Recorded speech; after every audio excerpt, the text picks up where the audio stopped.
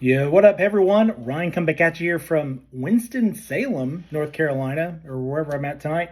I want to do a quick recap from today's November 23 Salisbury show. It was so unique. I only got a glimpse of it when I did the video clip from earlier. But I've never been to a show like that in my life. It was maybe the nicest pop-up flea market, I guess is the best way I could put it. There might have been maybe a third of the room was cards, and it was broken down by like literally any other collectible. There was like a whole section for trains. There was a whole section, and it was cool. It was so fucking cool. It was weird in its own right. But it was like an all-you-can-nerd buffet where whatever you wanted to collect, if you were into anything, like it was in the room. And all the dealers seemed pretty nice. The ones that I talked to, shout out to all my neighbors who were great along the way. Shout out to everyone I met today and sat and talked with me for a while.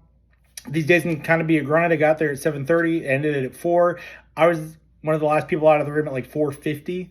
But it was a great time. So finally going to decompress after a really long day. I was going to show you this recap.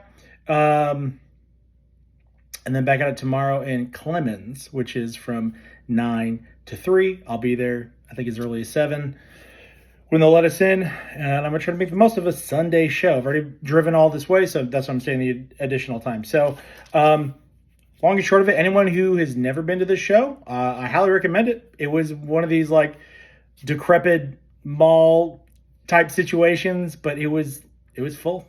The room was alive. So quick recap. I bought obviously a lot more than just a stack. These are more of the highlights. I would say the find of the day. This is why you dig in the dollar boxes.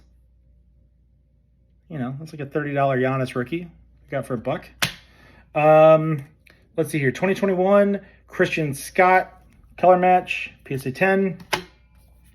This one was pulled by a gentleman across from me and let me buy this. So John Morant, don't call it a comeback. Short print says like the gold strike to 5. Thing is fresh. I'd never seen this variation before out of this year's 2022 Mosaic. I was like, what is that? It looks like it should be metal. It's called glitter. I'm sure a lot of you knew that. But this one, super cool. Tyrese Maxey glitter. Which product is that? Oh, yeah. Panini Black, the Vanta case hit of Derrick Henry. Dude's a stud. 2007 Rest in Peace Elite. Steve McNair at a 99. It's funny because I don't pick up a ton of Titan stuff because honestly, like the Knoxville market doesn't really go hard for Titans. They go after UT alum. But I do like having some on hand for when I'm in the area. I'm a sucker for photo variations. So SP 2023 Topps Chrome Mike Trout PSA 10. That might already be gone. 2023 Topps Home Field Advantage Bryce Harper as a 10. First time I'd ever seen one of these. You know me, I've talked about it in the past. I really like having things on hand, really for most things. So when people can buy like, oh, I want Formula One, or I hate it when I don't have something. So a lot of people ask for NASCAR. I don't typically carry it, but Jeff Gordon downtown was one of my favorite racing car drivers when I grew up in Indy.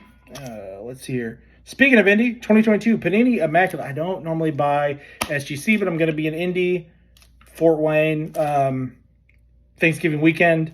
So short print to 10. Jonathan Taylor is an SGC 9.5 with a 10 auto. That card's sexy.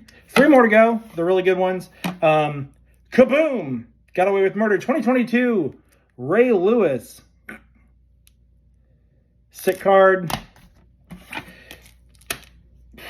This one was super cool. I bought a lot of baseball today, and that's ill-advised in the off-season because I paid strong, and I hope it doesn't come and bite me. But 2019 Topps Chrome Update, Pete Alonso rookie debut refractor as a 10 with the 10 auto. So sick-ass card from the Polar Bear. And then lastly, this card right here is PC for the house. Grayson doesn't watch Instagram. His favorite player on the Cubs, I've talked about it in the past, is Christopher Morel.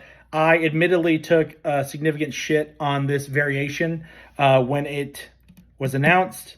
I had a gentleman at the very end of the show who was like, hey, I know a guy in the room who has the Frozen Fractor of Christopher Morel. And I was like, don't tell me that.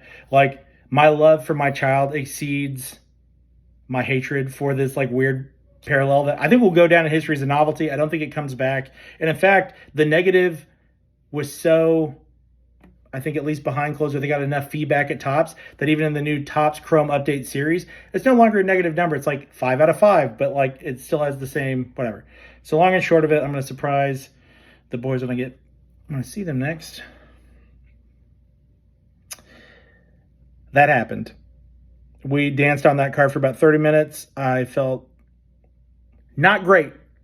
I felt not great for the amount of money I paid for it, especially in the off season. But they did just announce, the Cubs just announced, I think it was last week, that they're for sure going to have him at first base, which I think is very interesting. The Cubs are obviously throwing a lot of money towards Ohtani and some other international prospects. I think with Bellinger going into free agency, they may move Matt Mervis in the outfield too. Either way, he should be solid for a long time. And again, he's my kid's favorite player. So my love for my child exceeded this. I fed the room well. I hope Tamar and Clemens, they can feed me back. But that's all I wanted to talk about right now. Go to that show if you're in the area or not. Like, I live 5 hours away and I made the trip and I got to meet lots of cool new people. You got to reach out, touch faith, and live life. We're not guaranteed tomorrow, so don't waste today. I hope y'all are having a great weekend, and I look forward to recapping what's going down in Clemens tomorrow before I head back. So, have a good evening. Deuces.